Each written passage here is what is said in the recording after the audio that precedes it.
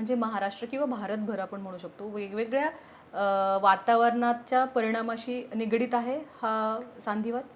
तसं म्हणू शकतो आपण, कारण आता मी नॉर्थमध्ये होतो अच्छा. सुपर स्पेशालिटी करायला. हं, हं. तिकडे टेम्परेचर फ्लक्च्युएशन्समुळे हिवाळ्यात वगैरे संधिवाताचे पेशंट वेदरचे फ्लक्च्युएशन्स नक्की आहेत. थंडी जास्त पडल्यावर जॉईंट जास्त दुखू शकतात, म्हणजे सांधेदुखी जास्त प्रमाणात होते. तो परिणाम आहे वातावरणाचा. हं. आणि शहरी आणि ग्रामीण रुग्णांमध्ये अवेअरनेसचा पण थोडासा फरक दिसून येतो, की शहरी रुग्णांना Google आणि हे कसं वापरायचं ते बरोबर. नक्की माहिती आहे. तर त्याचा एक दुष्परिणाम पण आहे, दुष्परिणाम. की Google करून येतात आणि अनेक प्रश्न. पण कसं असतं, Google is a half knowledge. Right. आम्ही जे शिकतो, की आम्ही खूप पॉसिबिलिटीजचा विचार करतो बरोबर. पेशंट ट्रीट करताना. हं. ग्रामीण रुग्ण त्या बाबतीत कधी-कधी खूप ऐकतात आमचं. विश्वासाचा एक भाग विश्वासाने. असतो.